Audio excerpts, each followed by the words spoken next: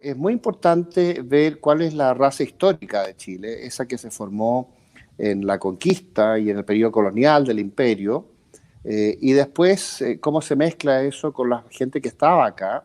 que eran los distintos indígenas en el norte, en el centro, en el sur del país, que eran distintos pueblos, distintos grupos, con distintos idiomas, que muchas veces estaban en enfrentamientos entre ellos y eran como naciones separadas, con poca organización, porque la estructura social de los amerindios que había en Chile era bastante primitiva, excepto la parte central que estaba controlada por el Imperio Inca,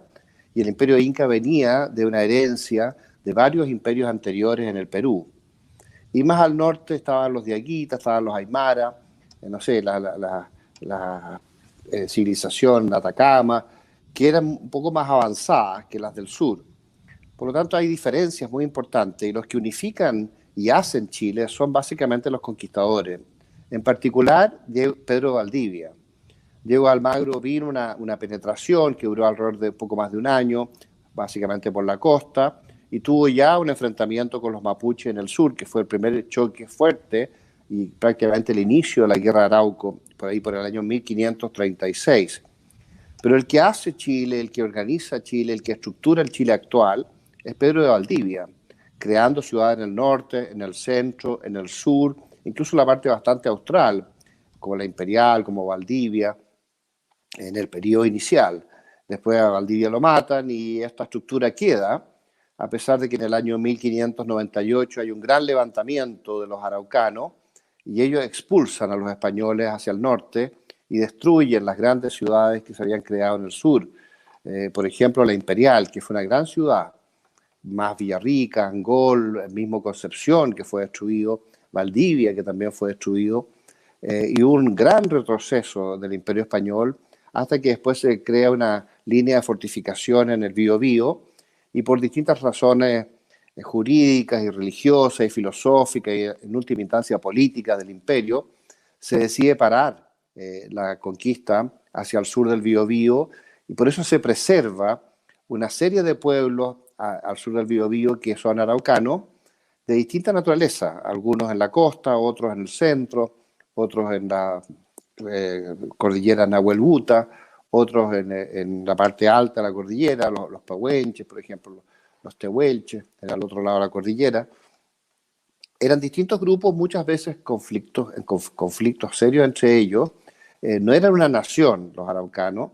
y ocupaban un porcentaje muy pequeño del territorio. Eran pueblos muy primitivos, vivían en la edad de la piedra, eran cazadores, tenían muy poca agricultura. Las mujeres sí se dedicaban a la recolección y se alimentaban en torno a sus rucas y a sus lugares de hábitat, pero no hacían ningún control mayor sobre el territorio, más que la caza. Y la caza era una situación bastante primitiva y bastante difícil porque si uno fallaba en la caza se moría de hambre. Y por eso es que los jóvenes muy hábiles lograban sobrevivir en este ambiente de cacería y de recolección, pero no había gran acumulación de alimentos ni de carne a través de, por ejemplo, tener ganadería de animales. Entonces eran pueblos muy primitivos que estaban en la edad de la piedra, que no tenían escritura, que no tenían historia, que no se conocía su historia anterior porque ellos nunca habían escrito su historia anterior. Pero habían algunos imperios en América muy avanzados, por ejemplo los mexicas en Mesoamérica, o sea, lo que hoy día es México, ¿no es cierto?,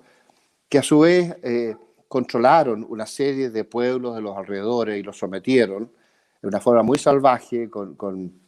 sacrificios humanos masivos. Fue una forma muy brutal de gobierno y por razones religiosas ellos tenían que ejercer estos sacrificios humanos masivos en México, cosa que espantó a los conquistadores cuando llegaron y ellos quisieron liberar a estos pueblos sometidos de la periferia de estos grandes crímenes colectivos que hacían los mexicas en las pirámides, sacrificios humanos para los dioses, pero que a ojo de los españoles era casi el reino del demonio, ¿no? Al sur, después en Sudamérica, hubo otro imperio también muy sofisticado, que fue el imperio Inca, que fue como el quinto imperio identificado históricamente de una historia muy antigua, que quizás se remonta a unos 3000 años antes de los mismos incas. Y los incas eran como la última etapa, el último imperio, poco tiempo antes había sido Tiahuanaco. Y los incas estaban controlando un territorio muy grande, el Tihuantinsuyo, incluyendo todo el norte del Perú, incluyendo Ecuador, incluyendo una parte del sur de Colombia,